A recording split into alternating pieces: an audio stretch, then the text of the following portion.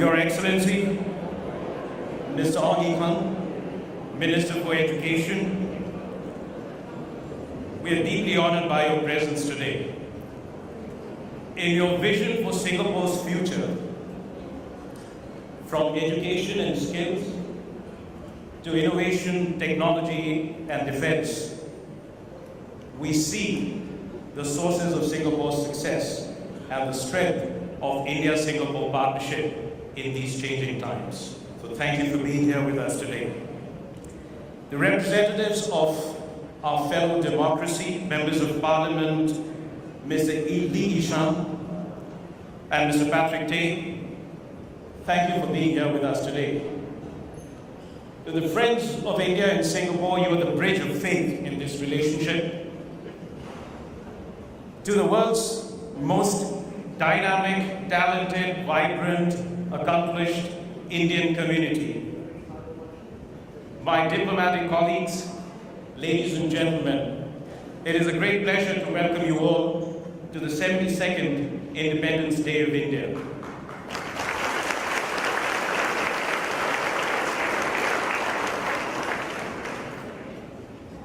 This reception is unusual for two reasons.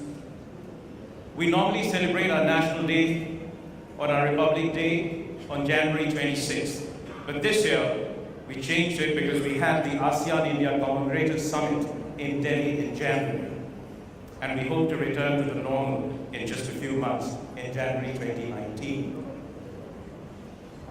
The venue too is different, but it is one that strikes a special chord in the hearts of people in India and Singapore, because it is here 70 years ago that a portion of the ashes of Mahatma Gandhi was immersed in the waters of the Clifford Pier, in a moving ceremony that was watched by thousands even then.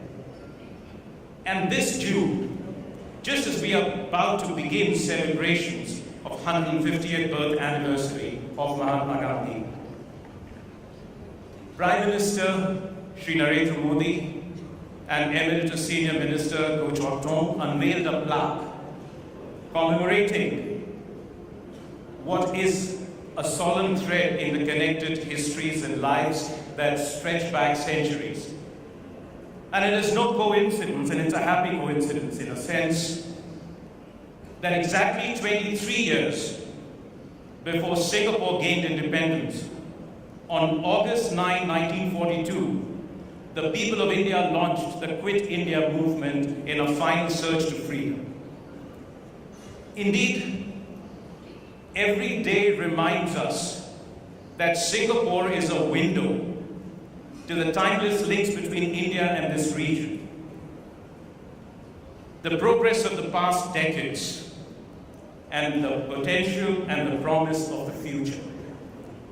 So now, on this foundation of this extraordinary heritage, from the inspiration of our shared values and from a common commitment to our future, we are building a relationship of our times. Our political relationships are strong, filled with trust and goodwill, free from any contested claims. Our excellent defense relationship is a reflection of deep mutual trust and a shared vision for the region. This year, in just a few weeks from now, we will be celebrating 25 years of our bilateral naval exercise, the longest uninterrupted naval exercise that India has with any country in the world.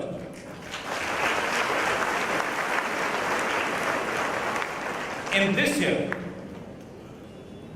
the number of ship visits from India will exceed the 8 that we had last year. And later in the year, our air forces and our armies will once again exercise together. The economic partnership is of great value to both countries. For India, Singapore is an important partner in every area of our development priority, a leading source of investment, the key financial market for our companies, and a gateway to ASEAN and the broader East. For India too, Singapore is the leading destination for our investments, accounting for about 20% of outbound investments from India. There are approximately 8,000 companies registered here, and India today is the third largest and the fastest growing source of tourism into Singapore. 500 flights per week connect lives and businesses and are reinforcing the proximity between our two countries. But this year, we began an exciting enterprise of innovation and technology. India's digital revolution that has touched the lives of more than 1 billion in a matter of just a few years, and Singapore's leap into the future of finance has created a wonderful partnership in the area of fintech.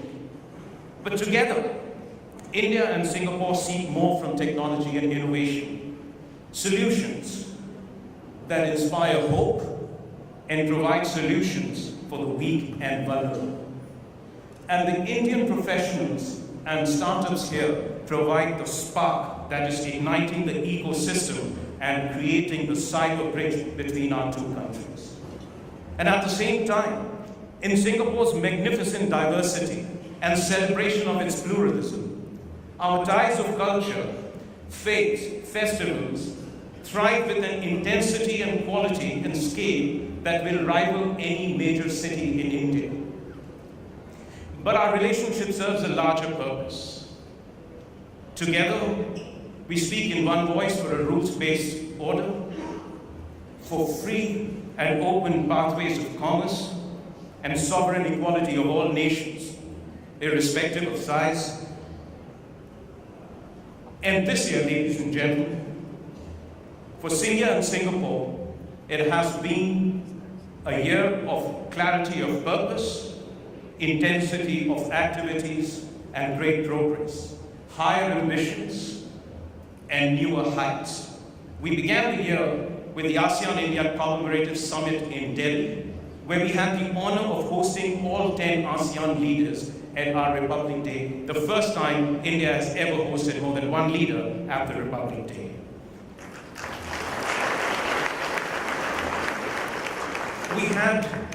We had the mega ASEAN-India Diaspora event with 5,000 participants, more than 30 events, 125 speakers, scores of performing artists in a magnificent feast of spirit and senses, of hearts and minds, a peek into our history and a roadmap for the future.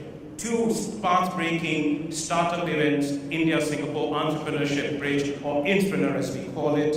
International Day of Yoga, observed in 100 centers in Singapore, which is a record for any city in the world, and reflects Singapore's openness to ideas.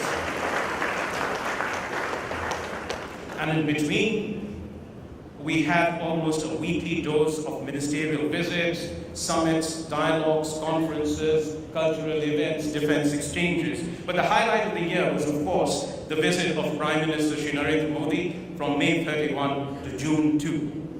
In the 35 outcomes that we have, which covered every area of our bilateral endeavors, and in the extraordinary depth and diversity of the events, from the Istana Summit to a startup event, to a 5,000 strong business and community event, the CEO Forum, visit to 3 places of worship, to Indian Heritage Center, to the Little India, to Nanyang Technological University, to the Indian and Singapore naval ships, to the Orchid Garden.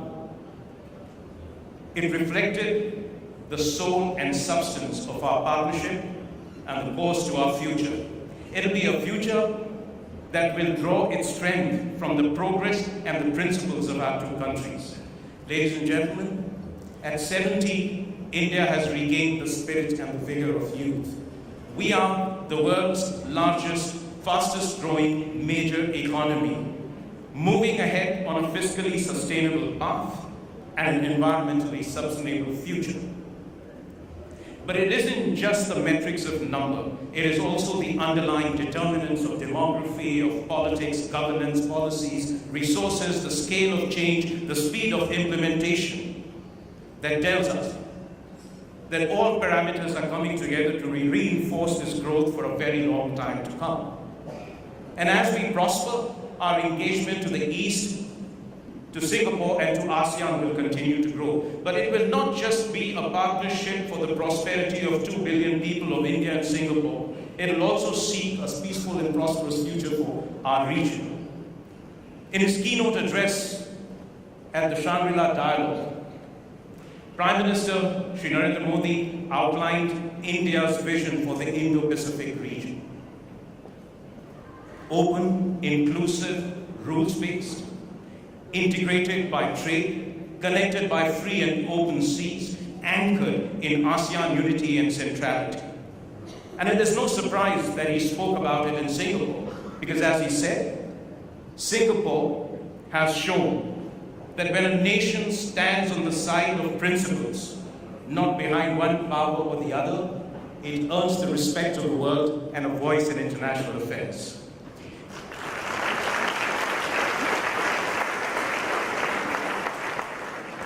And when a nation embraces diversity at home, it seeks an inclusive world outside.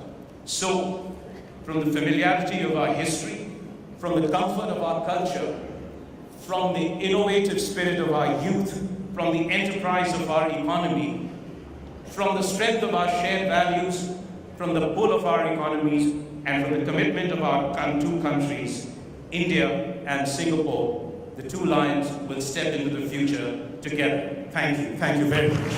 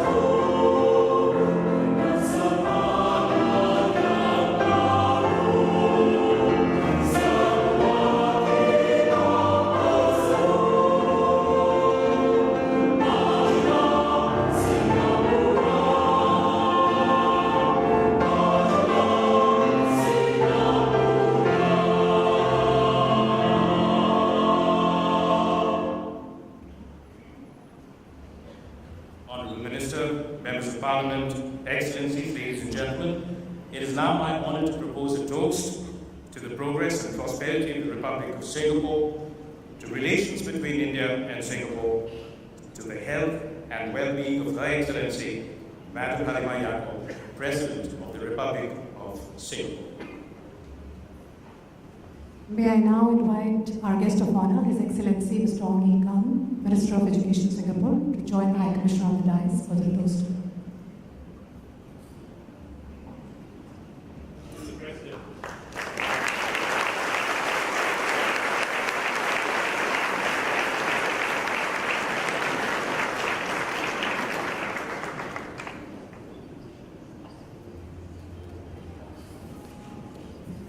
May I now request our guest of honor, His Excellency Mr. Ong Ye Kung, to deliver his remarks. Your Excellency. Mr. Ashraf, High Commissioner of the Republic of India, my parliamentary colleagues, Mr. Lee Shen and Mr. Patrick Tay, Excellencies, distinguished guests, ladies and gentlemen, thank you very much for the High Commissioner for a very nice speech. He didn't even look down once.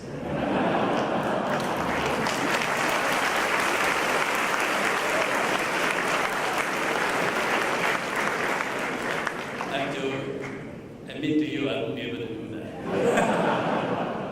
But I must say, I really like this logo of India, Singapore stepping into the future, two lions together.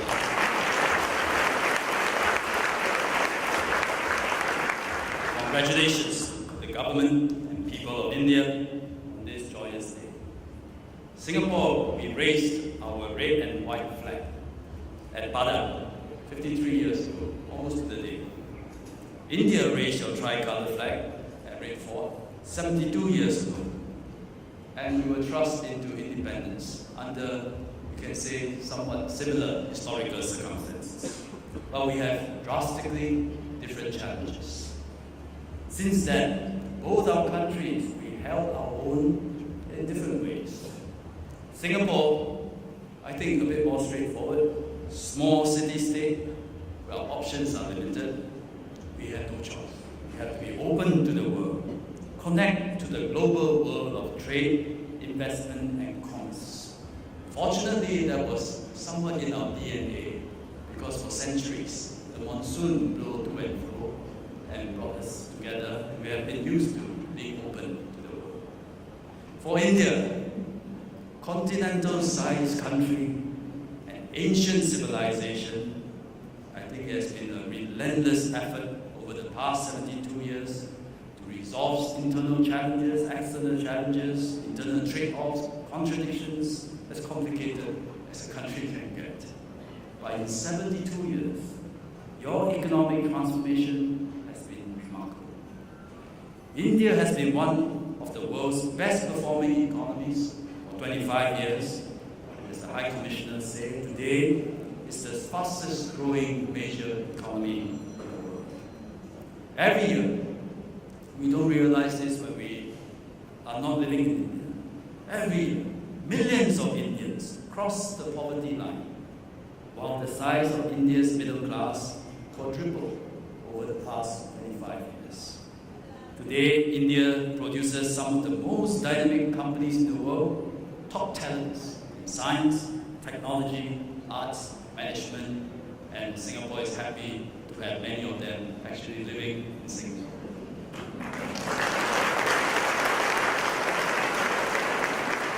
So throughout our respective nation-building journeys, Singapore and India, we have developed strong, robust bilateral relations built on our historical, cultural, and people-to-people ties and linkages. Economically, we are free trade partners in the CECA, Comprehensive Economic Cooperation Agreement, and I'm quite happy that this started when I was in MDI, when I was Director of Trade. We concluded a second review this year. Last year, India was Singapore's 10th largest trading partner, while Singapore was India's second largest investor. Every year, over 1 million Indians visited Singapore for tourism, business, and familiar links. Flights between our two countries are mostly at full capacity, with significant scope to increase frequency better, further. Our private sectors are investing in each other's countries, working together across a range of industries, from education and healthcare to finance and IT. We regularly participate in bilateral military exercises, as High Commissioner has said, and we share a common interest to ensure freedom of navigation and overflight in our regions. India hosts our artillery and armor training, which we are truly grateful for. In recent years, our relations were raised to a new level during Prime Minister Narendra Modi's official visit to Singapore in 2015. I was very honored. Both his visits to Singapore, I was his minister in attendance. That's why there's a picture of me right at the end of the slideshow. And when he was here, we signed in 2015 the India-Singapore Strategic Partnership. Prime Minister Modi made his second official visit to Singapore this year, where he delivered the keynote address at the Shangri-La Dialogue, the first Indian Prime Minister to do so. Against this backdrop in a changing world characterized by rapidly advancing technology, there's a lot more we can work together across many fields. Today, I hold two portfolios as Minister for Education and as a board member of MAS. So I help DPN Raman Shamukara. So even in these two portfolios I have, I see tremendous opportunities for us to work together. Let me start with education. Education, we all know, is the best uplifting and integrating force in any society. Education gives people the keys to unlock all manner of opportunities, regardless of their stations in life. This is a shared value between our societies. Most Singaporean and Indian parents, we wish for our children to have a good education and attain good qualifications so as to be contributing and valuable members of our societies. But beyond academic pursuits, there is now an increasing focus on acquiring practical skills. Both our countries realize that. This is in fact a worldwide trend, because as the internet makes knowledge more accessible, skills begin to carry a larger premium. That is why Singapore has a Skills Future movement, while India has a Skills India campaign. And I think we can work together and exchange notes and learn from each other. India has a tremendous demographic dividend to meet the demand for highly skilled workers in the rapidly growing service sector. We have a good start. 3 model skills centers have been launched in India with the support of Singapore government and the expertise of the Institute of Technical Education Services. It's a mouthful, we call it ITs. These are world-class skills centers in New Delhi, the Center for Excellence in Tourism Training in Rajasthan, and the Northeast Skills Center in Assam. The 3 centers focus on tourism, hospitality, beauty, and F&B services. Others are being planned, and I hope this cooperation effort will bring about more skills training centers throughout India and help many more Indian workers access good jobs. Another promising area for bilateral cooperation, this time in my MBS capacity, is in digital economy. India has leapfrogged many countries through its efforts in developing digital identity solutions and fintech. Aadhaar has replaced identity cards for more than 90% of the population, which is more than 1 billion people, and that is quite amazing. Singapore, we are going to start our national digital ID soon, but you are way ahead with 900 million people on. I'm glad to see fintech identified as a new pillar of our strategic partnership during Prime Minister Modi's official visit to Singapore this year. Prime Minister Modi also suggested that students from both countries participate in a joint hackathon. I thought it's a brilliant idea, and I take a personal interest in it. As he said, it's a cheaper way to solve complex problems. And I personally see to it that our universities, or at least the Singapore universities, they are following up. So I hope before the end of the year, we can have a hackathon between our countries. Exchange of ideas, learning from each other, and win-win cooperation have always been the foundation of India's and Singapore's partnership. Regular high-level visits and interactions allow leaders to strengthen their working relationships and keep the momentum of progress. More importantly, interactions between officials at every level and people-to-people exchanges ensure that our cooperation is broad-based, sincere, is enduring. Ladies and gentlemen, I once again congratulate India on its 72nd anniversary of its independence. Congratulations.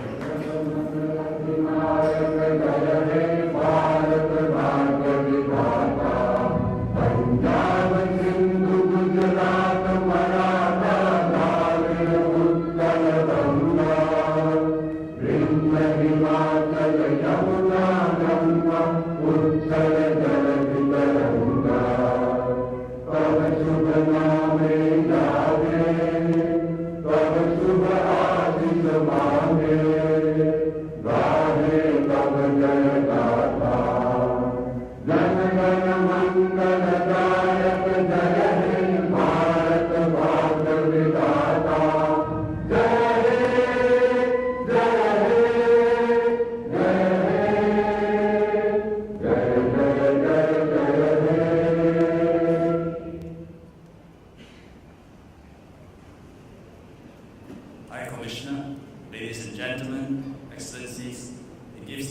now great pleasure to propose a toast to His Excellency Ram Nath Kovind, the President of the Republic of India. May I now request His Excellency High Commissioner Mr. Javed Ashraf to join on the dais.